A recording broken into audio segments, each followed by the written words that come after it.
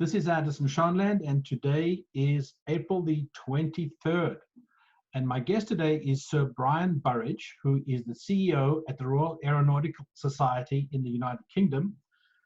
Sir Brian has a very interesting history. He was Commander-in-Chief of Strike Command RAF, followed by several years in the industry with Leonardo and Finmeccanica, then with Icarus Consulting Services, and for the last nearly 2 years, Sir Brian, you've been running the Royal Aeronautical Society. Thank you so much for spending time with me.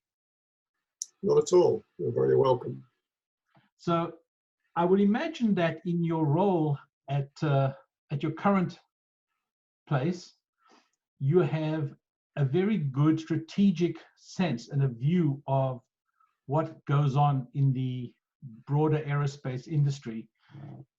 Something that I've been asking people regularly is, why do you think COVID hammered commercial aerospace so hard, but also so quickly? It came on like a tsunami. Why was nobody expecting this when there was some news coming from China?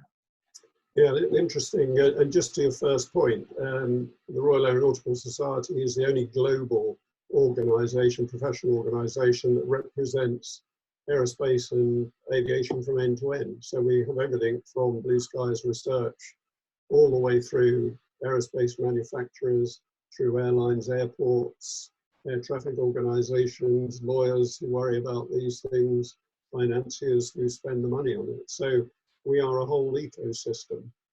And on your question, that's one that many people are pondering. But I suppose first of all, certainly in the UK, people shouldn't have been surprised, because the risk of a pandemic is #1 on our national risk register. But I guess that for the first month of this year, our political eyes and diplomatic eyes were rather off the ball, because we were worrying about our relationship with Europe. But if we look at the start of this and have a look at China, and particularly Hong Kong, where we have better access to information, we could say. But it was way back on the 10th of December last year when patient zero became patient zero in China. And I don't think anybody realized at the time of how absolutely infectious this disease would be. However, the people of Hong Kong knew from their experience of SARS that they had to take this seriously and they had to react quickly. And I think that was generally true across Southeast Asia, because it's the same in Singapore. And they invoked all the aspects that are in the textbook, like border control, like testing and tracing, like social distancing and quarantine. So they got a handle on it pretty quickly. And I think that's also true in China. But in the Western Hemisphere, we tended to think that it would remain in Southeast Asia. So we were surprised when, for example, we had the big upsurge in Italy. And I think that's really what got attention in Europe. And that was, again, from 21st of February onwards. So suddenly it became, there was the realization that this was going to be a truly difficult period. And it's not long between 21st of February, when this all really kicked off in Italy, and the 6th of March, which is when Lufthansa announced that they were reducing their capacity by 50%, and they were taking all their 380s out of service. That really got attention here in the UK, in the trade press and amongst the specialists. So it probably, the roots of why it was so sudden was because of the human reaction to it. There was a sense that, certainly in the Western Hemisphere, that this was a Southeast Asia problem and it wasn't going to impact on this side of the world. Well, it did. And then two aspects come into play in determining how fast it spread. The first is the reaction of regulators and governments on the one hand, and the other is human behavior on the other. And those are factors actually that are going to play out in the future in every respect, that and the prospect of a global recession. But at that point it was spreading. It was essentially, so what are regulators doing? What are governments doing? What messages does that send? And how do individuals interpret that?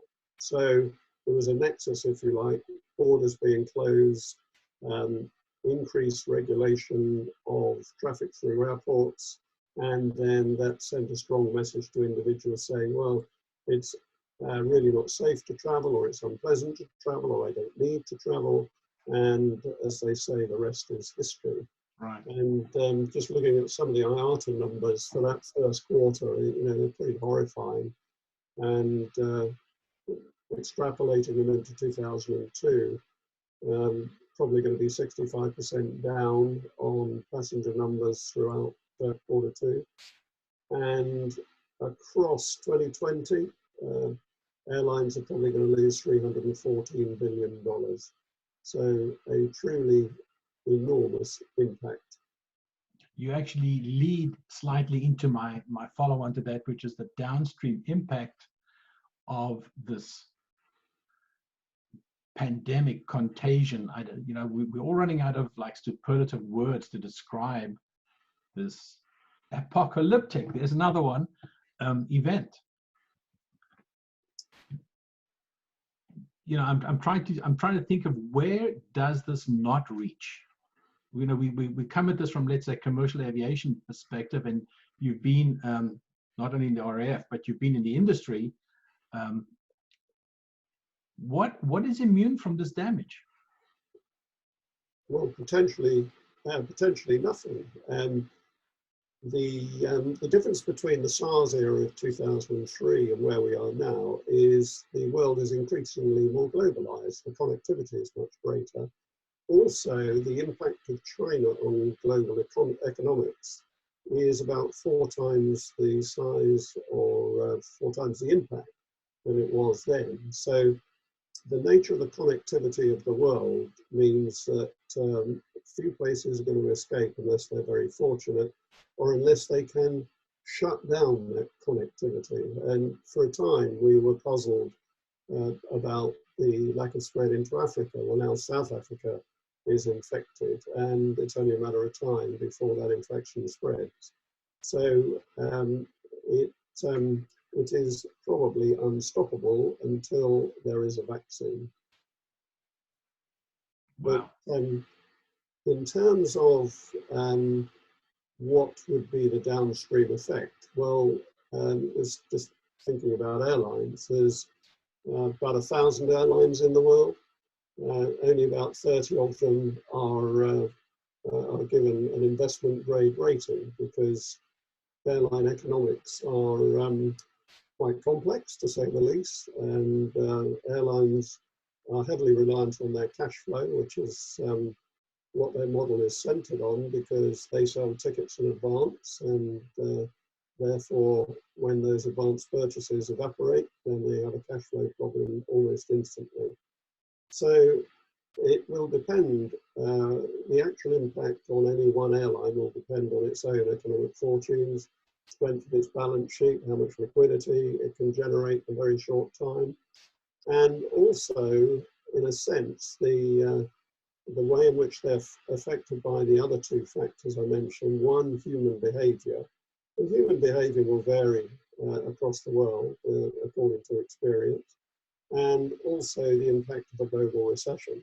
And that's still a slight unknown, although economists will tell us that a recession of this sort is much easier to manage, in the sense that you understand the reasons for it and they are not embedded in economies, unlike the global financial crisis, where we had huge bubbles of debt building up in things like zero-prime mortgages and other unknown factors in derivatives, etc. But this is simply that nations have got to spend their way out of trouble. And that is an easier recession to regulate, so I'm told. And of course, human behavior against that backdrop, there's the intangibles of, well, how comfortable do I feel to travel? How safe do I feel to travel? Against, well, can I afford to travel? And so this is a complex equation, but undoubtedly, just reflecting on those numbers from IATA, the prospect of that sort of loss across a global cluster of airlines means that there's bound to be some failures, there's bound to be consolidations. And so once you start recognizing that airlines are getting into difficulty, they obviously ask for government support. And we can see a situation developing here in Europe where the national flag carriers received fairly quick support from their governments. Not so in the UK, it's slower to react and then on a case-by-case basis. That will ultimately be deemed to have unleveled the playing field, and it makes the economics of individual airlines even more difficult. So this is going to be a very, very turbulent period for the brands that we've all got to know and use. For some, it'll represent a possible opportunity because vacuums will arise in that airlines with certain clusters of routes will find that the existing incumbent carrier no longer exists, so they'll be bidding for slots, etc. So, from that point of view, there could be some advantage for individual airlines. But the fortunes of airlines is only one thing, and I mean, without passengers, airlines won't thrive, and without thriving airlines, then the aerospace industry won't thrive. We've seen already the extent to which Airbus have reduced their production, and they're down to some 576 aircraft this year instead of 900 knots. That's a significant reduction. And that not only affects the original equipment manufacturer, it's the supply chains as well, and the aftermarket. And often it's the aftermarket that suffers first in any of these situations. And then there's also the airports. And airports, unlike airlines, don't draw their revenues in advance. So they have a cash flow problem from the minute that their movements decrease. So the whole ecosystem will be affected by the economics of this, which suggests to many of us that what emerges will look quite different from what was actually the case before all this. It's interesting just to look at where things are beginning to recover, and I think most of us agree that across the different business models, regional airlines would be the first to recover because mainly governments will want to ensure that their own economies get moving, so they will set the conditions for, particularly in large countries which tackle with the tyranny of distance. They'll want to get their airlines moving again, get internal travel going. That's occurring in China right now. The regional numbers are increasing. Of course, we've got the May Day celebrations coming up, and traditionally Chinese people will travel in that period. But when you pull back the layers and just look at the health of the airlines in the way they've come through this, in China, Hainan Airline, for example, is probably going to find that one of the other big three will swallow it up because their cost base and their basic economics is not favourable. So regional airlines will probably recover. The question mark then is on the low-cost carriers. Are people going to breathe a huge sigh of relief and determine they want to travel again and want to go for weekend breaks or whatever? Do they want to visit friends and relations?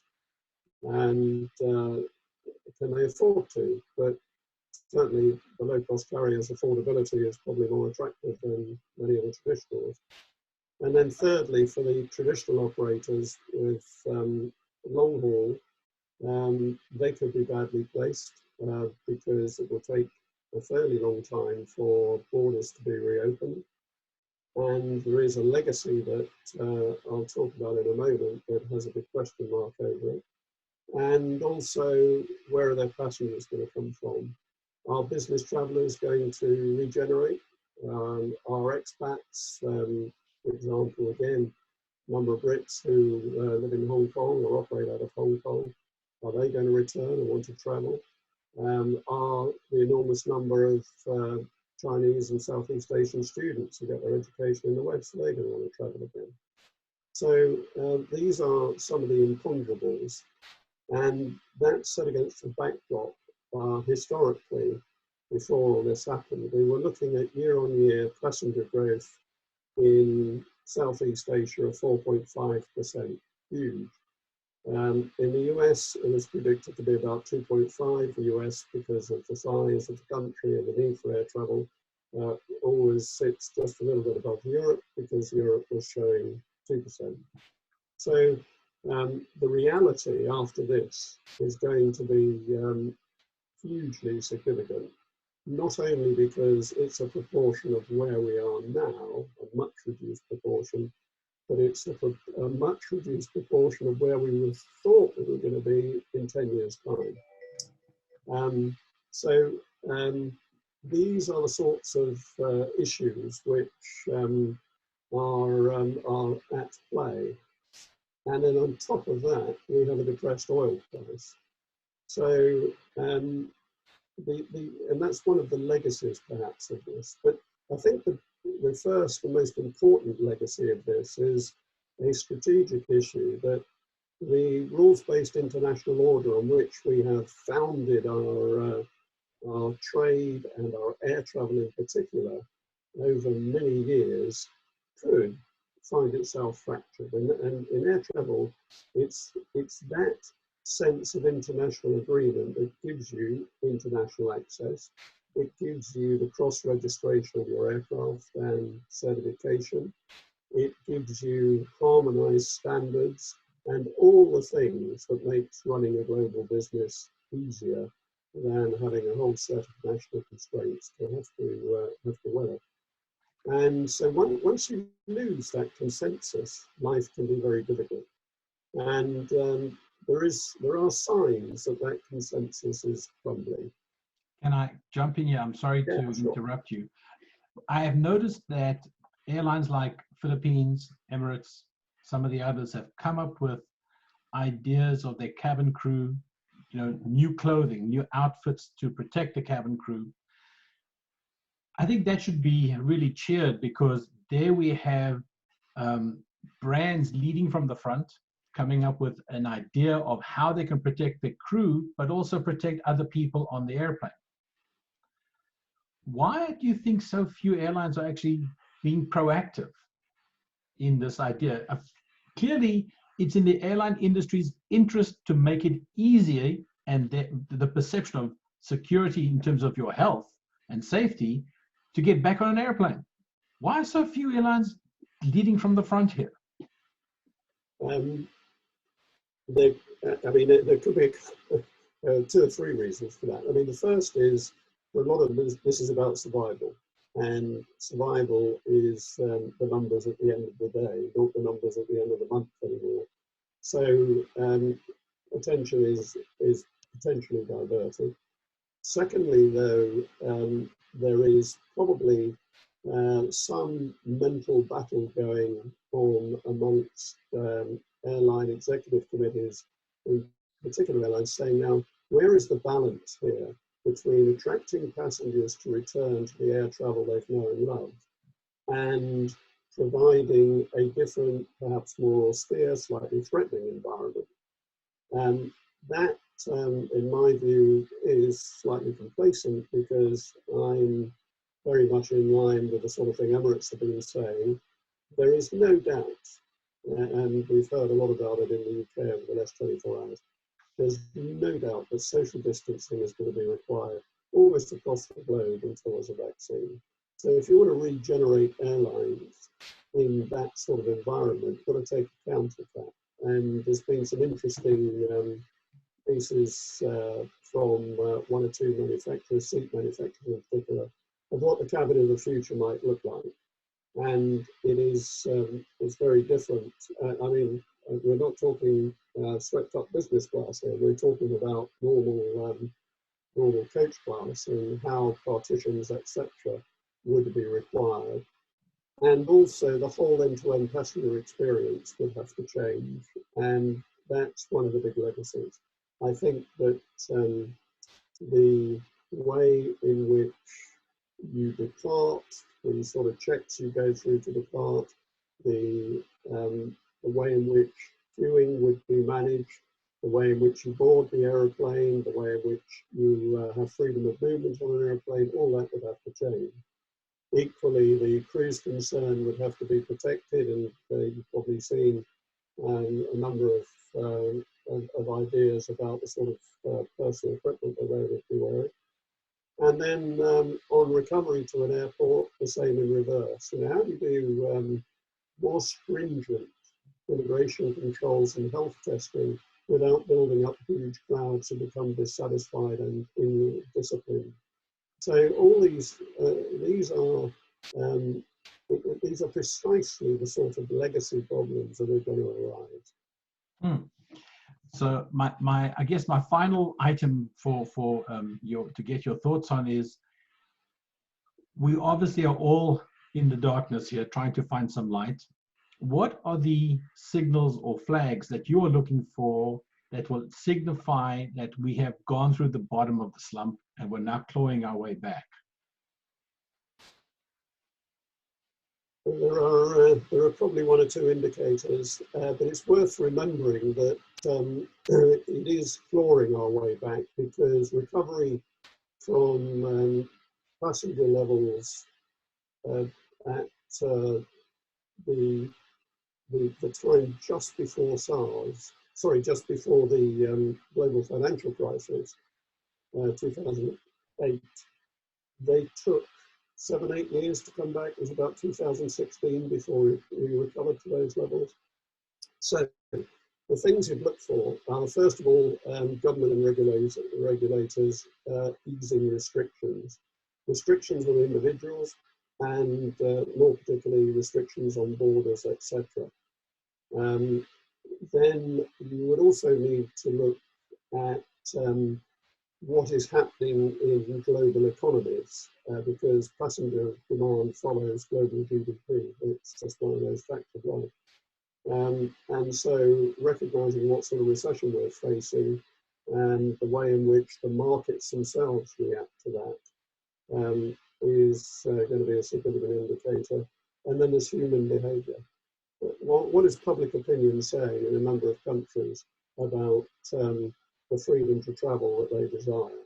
And once you see that barometer swinging in any direction, then you have an indication of what is going to happen, and that's the sort of seed corn from where things build.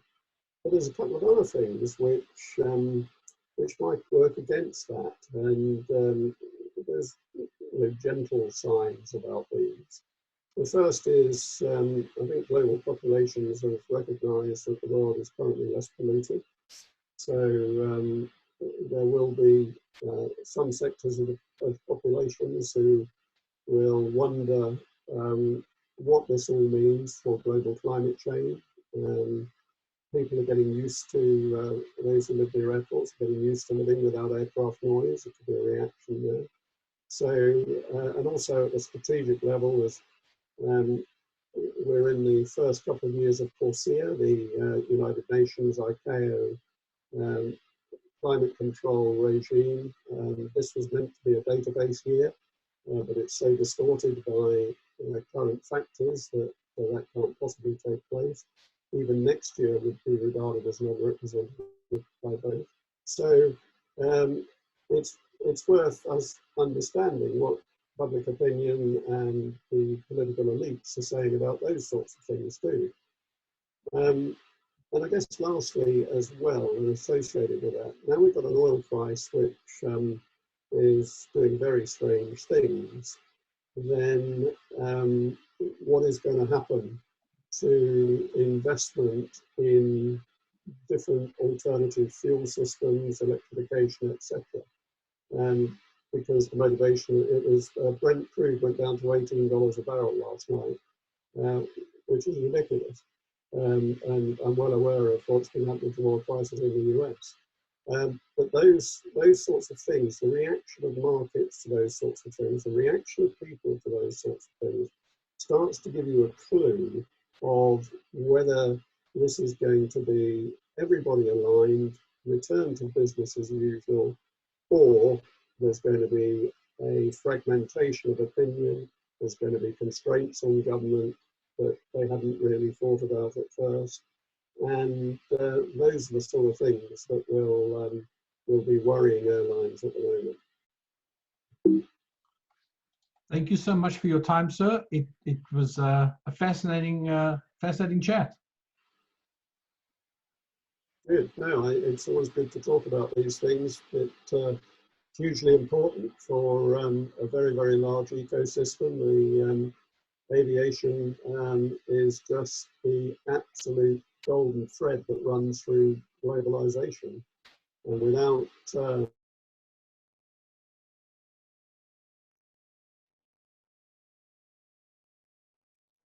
economies in the way that we do.